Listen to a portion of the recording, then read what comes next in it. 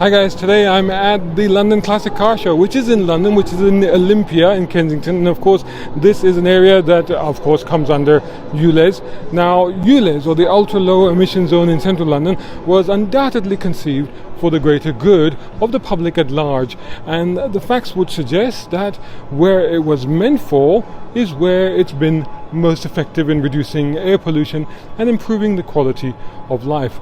I think most right-minded people would accept this, especially when alternative forms of transport are easily, widely and reliably available. So the curtailment of the usage of the personal car is perhaps an annoyance more than an outright hardship.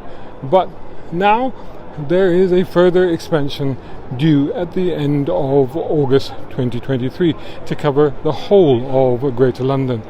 It's a move which will inevitably impact counties and places just outside of London who had no say in the matter at all. Not that our opinions in London were paid much heed to either. Now, a Transport for London report confirms that the expansion will have negligible impact, yet over £350 million is being spent on this.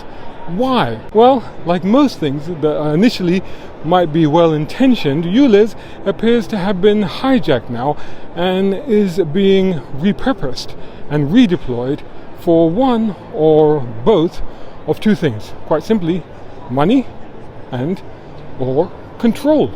Money, because it now turns out that around 1.5 million vehicles will be impacted as they are non-ULEZ compliant, so that the cars that even come into town not necessarily live in London itself, and they will have to pay for the privilege of polluting London, or be fined an extortionate amount should they stray into the zone or just happen to forget to pay. Ka-ching, to the tune of literally hundreds of millions of pounds. And control, because the cameras that are being placed to police ULEZ are number plate recognition cameras, of course, which also suggests that the next sequel to ULEZ, and this is mooted on the Transport for London's own website itself, is pay per mile motoring. Yep, that is coming, and that would apply no matter what you're driving, even an EV and even any of these wonderful classics that you see behind me. We've let ULEZ happen in the past, but as a car guy, as the brown car guy, I say to you this: the line must be drawn here, this far, no further, or you can just crush your cars yourself, because they'll become worthless artifacts as your freedom to drive when and where you want will evaporate through the tailpipe of time. Ladies and gentlemen, start your engines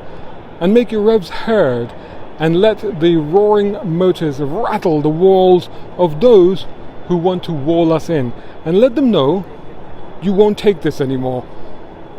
Or stay at home and do nothing, because that will be your future anyway, and you might as well get used to it.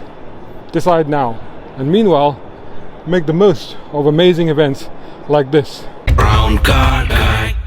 Hope you enjoyed that video. If you did, please hit the like button and share this video as well if you can. And while you're at it, check out these guys who also sponsor my content. I am deeply grateful to them because it helps me to buy new equipment, put fuel in the cars, and yes, buy a cup of coffee. You can do the same. Just go here, or right here on YouTube. Just hit these three little dots down here and click on thanks. Make sure you're signed in first. My content is free, but this is how you can help me keep it that way. I may even send you a gift. Oh, by the way, watch this next.